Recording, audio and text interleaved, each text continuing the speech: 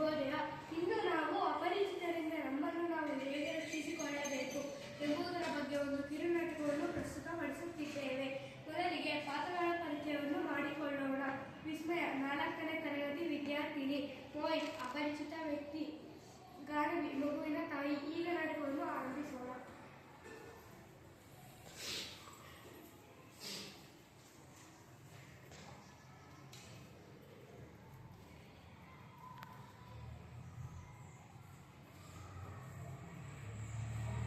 ಹಾಗೆ 5 ಗಂಟೆ ಆಯ್ತು, ನಮ್ಮಮ್ಮ ಯಾಕಿನ್ನೂ ಬಂದೇ ಇಲ್ಲ?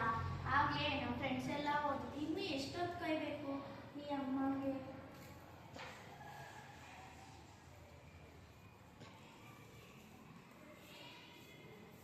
ಆಯ್ಕುಟ್ಟಿ, ನಿನ್ನ ಹೆಸರೇನು? ನೀನು ತುಂಬ ಮುದ್ದಾಗಿದ್ಯಾ. ನನ್ನ ಹೆಸರು ವಿಸ್ಮಯ. ನಮ್ಮಮ್ಮ ಬರ್ತಾರೆ. ನಿಮ್ಮ ಅಮ್ಮನಿಗೆ ಏನೋ ಕೆಲಸ ಐತೆ ನಿನ್ನೂ ಕರ್ಕೊಂಬರಕ್ಕೆ ನನಗೂ ಕಳಿಸಿದ್ದಾರೆ.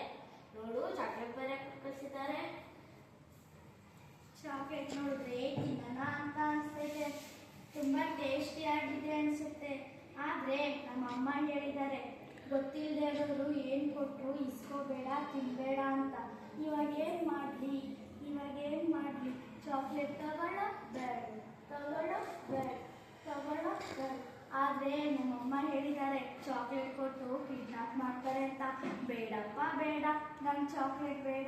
ನಮ್ಮಮ್ಮ ಬಂದಾಗ ಕೊಡಿಸ್ಕೊತೀನಿ. ಅಂಕಲ್, ನನ್ನ ಚಾಕ್ಲೇಟ್ ಬೇಡ. ನಮ್ಮಮ್ಮ ಬರ್ತಾರೆ ಇವಾಗ. ಆಯಿತು ಬಾ, ಈಗ ಮನೆಗೆ ಹೋಗೋಣ. ನಿಮ್ಮ ಅಮ್ಮ ಹೇಳಿ ಕಳಿಸಿದ್ದಾರೆ ತಗೋ. ಇಲ್ಲ ಅಂಕಲ್, ನಾನು ಬರಲ್ಲ. ನಮ್ಮಮ್ಮ ಹೇಳಿದ್ದಾರೆ